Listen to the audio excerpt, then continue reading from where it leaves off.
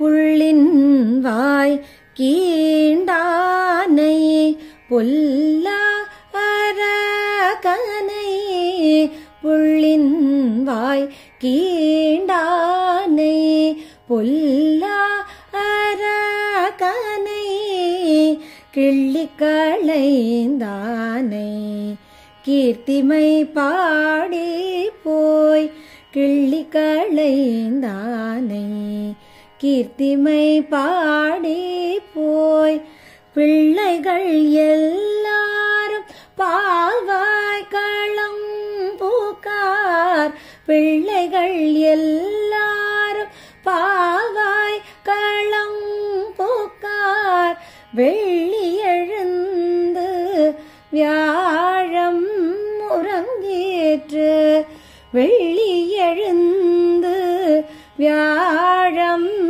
உறங்கேற்று புள்ளும் சிலம்பினகான் போதரி கண்ணினாய் குள்ள குளிர குடைந்து நீராடாதே பள்ளி கிடத்தியோ பாவாய் நீ நன்னாளாள் கள்ளம் தவிர்ந்து கலந்தேலோரம் பாவாய் கள்ளம் தவிர்ந்து கலந்தேலோரம் பாவாய்.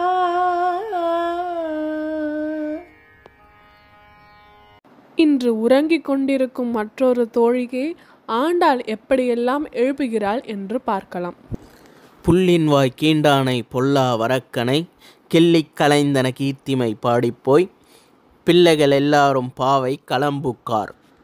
கொக்கு வடிவத்தில் வந்த பகாசுரனை இரு பிளவாய் பிளந்த அந்த முகுந்தனையும் பிராட்டியை பிரித்து பெரும் பாவத்தை செய்தவனான தீமை உள்ளம் கொண்ட ராவணனின் 10 தலையும் முளைக்க முளைக்க புல் மாதிரி கிள்ளி எறிந்து சம்ஹாரம் செய்தவனான அந்த எம்பெருமானுடைய வீர செயல்களை பாடிக்கொண்டு அனைத்து பெண் பிள்ளைகளும் பாவை களத்திற்கு கிருஷ்ண கைங்கரியத்திற்காக சென்று விட்டார்கள்.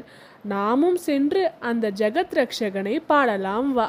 வெள்ளி எழுந்து வியாழன் முறங்கிட்டு புள்ளும் சிலம்பினகான் போதரி கண்ணினாய். வெள்ளி என்றால் சுக்கிரன், வியாழன் என்றால் குரு. அப்படி என்றால் வியாழக்கிழமை போய் வெள்ளிக்கிழமையே வந்துவிட்டது.